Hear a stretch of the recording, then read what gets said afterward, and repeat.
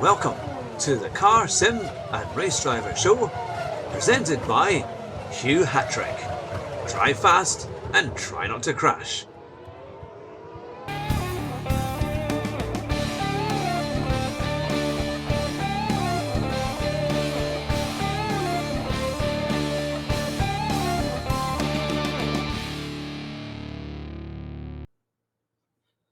Hello and welcome to the Car Sim and Race Driver Show with me, Hugh Hattrick. I hope you're well on this lovely sunny afternoon here in broadcasting from the Scottish borders in Great Britain, of course. It's just me today. Andrew Marr is working away and I have a special appointment tomorrow evening, so I thought I would change things around a bit and I would record a show for you and look at some of the motorsport headlines that are going on around the world. And I thought to start with, this is quite a fun bit of news that has come up, that it says that gamers from Scotland who do racing games are seemingly the best in the world. Now, you might not believe it, but I will share the screen here and I will show you exactly why that is the case. It's just going to come up here in a little second. Here we are. Yes, Scottish players come top in study of motorsport video gamers. How about that, eh? A recent study by a video game publisher collecting data from across the globe found Scottish players to be the best at motorsport games such as Gran Turismo and Forza.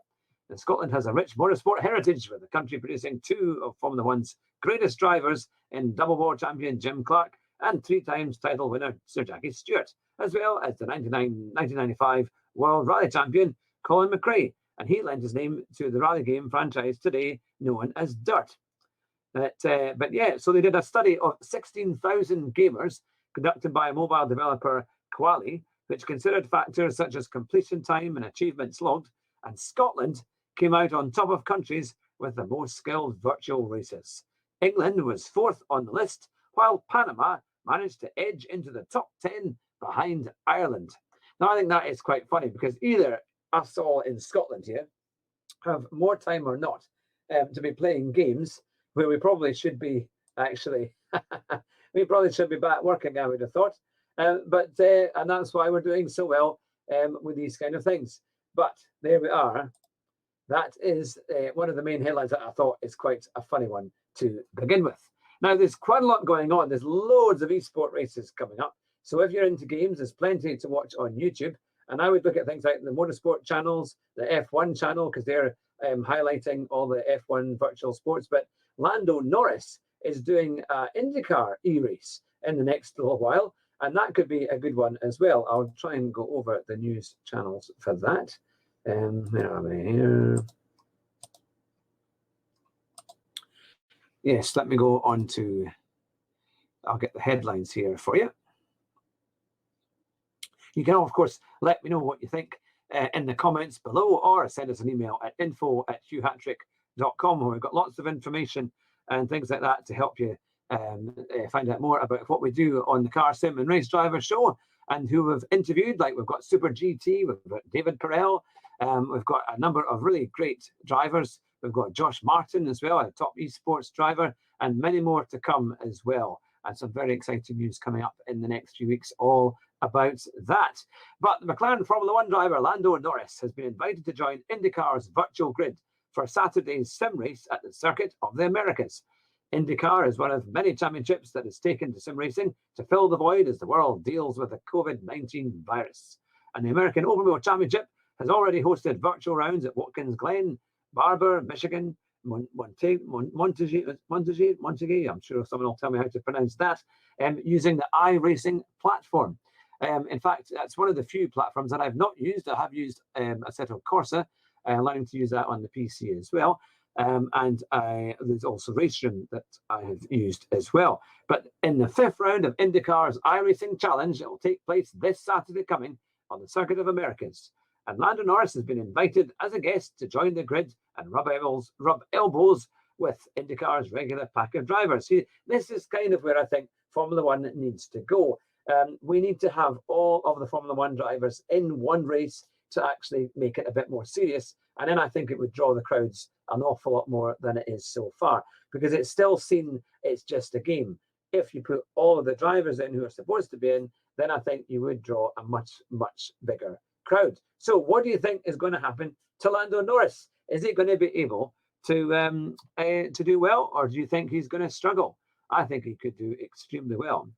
Now, the Circuit of the Americas track is the only track that features on both Formula One and IndyCar. So Norris knows the track well, and it's going to be very interesting to see what is going to happen. Now, let me just check the times on that. It's going to be this Saturday night at 7:30 BST, so that's British summertime. So 7:30 is when it's scheduled for. Now, I don't know if that's going to be the build-up or the actual race itself, but it would be worth looking for that and see how it goes. Now, one of the next headlines that I thought was rather interesting, and of course you can see we've taken this from Autosport, is Sebastian Vettel saying that a 10-race season won't devalue a 2020 F1 title win. And because obviously with all the delays, they're thinking they're going to have to pack in lots of races, and they might just be able to have enough races by the end of the year to have an actual title within 2020. Obviously, we were supposed to have 22 races, but that's probably going to be unlikely considering the number that have been postponed or cancelled. But if we can do even 10 races, Vettel seems to think that that would be fine, and whoever would win the championship after those 10 races, that would be still an extremely valuable title. And I think this year is going to be very, very close. In fact, we just can't wait of being able to get it. Now, some people have said that there's going to be roughly 15 to 18 races. That's what Chase Carey had hoped for, but that appears to be unlikely. And even if the championship is reduced to just 10 events, Vettel insists that the eventual title winner would be just as worthy. Now, speaking from his home in Switzerland via video conference, Vettel said, "I don't know how it would feel because we've never had that sort of circumstance. Before we had less races in the past and more races today, but I don't think it makes a big difference. Obviously, a season is a season, whether it's 10, 15, or 20 or 25 races, so you still have to be the one that is most consistent. With less races, every race is more important, but the championship would still be the championship." So let me know what you think, because I think that is quite an interesting topic. I do think he's probably right that even if it was just 10 races, it would still have great value. And I think people would still think whoever is champion at the end of it would be worthy. If they've done enough wins and scored enough points, then I do think it would be okay. The other question is, when is Formula One actually going to start? I mean, we're hoping and hoping that maybe by July or August time, we will actually have some races. But so far, there's been more news on postponements than anything else, or cancellations. And it would be great to actually find races that were actually on. Now, another interesting headline here is why Formula One can't waste a lap in the post-coronavirus era. Now, in this case, it was lots of non-championship races have basically left their schedules for Formula One teams, and so they're just doing their own thing or not going to have anything at all. But what we need to do is to make sure that no laps are wasted at all. So according to back in spring 2017, when Liberty Media's tenure of Formula One's owner had barely begun, the newly installed F1 sporting boss Ross Brawn discussed the idea of adding non-championship races. But there was a catch, as there always is with costs. It might be rather optimistic, Brawn told Reuters during that year's pre-season testing at Barcelona, but you can imagine if we had a non-championship race, there'd be a lot more capacity to look at different formats and approaches and see if the fans take to it with much less risk or exposure than we would if we were doing something in the championship. It needs to be commercially viable, of course, and that's the challenge. Again, it couldn't just be a pick out ideas of a hat. It needed to be properly thought through, but it might be an opportunity. So what do you think about having a non-championship event? Yeah, I think it could be interesting. If they chose some special circuits and maybe a special trophy, or, it's kind of going back to the old days of racing when they used to have lots of different trophy races and special ideas. I think that might actually be quite good. And what they're saying as well, the advantage of these kind of events means that they could run behind closed doors. And then the money generated from TV deals will be crucial to boosting F1's own income and generating the prize fund that is shared to the teams. Now, the idea hasn't really come back into the news agenda since, but it's worth considering that if a non-points paying events could work in 2020, particularly as the coronavirus pandemic has already caused much disruption to the sporting schedule.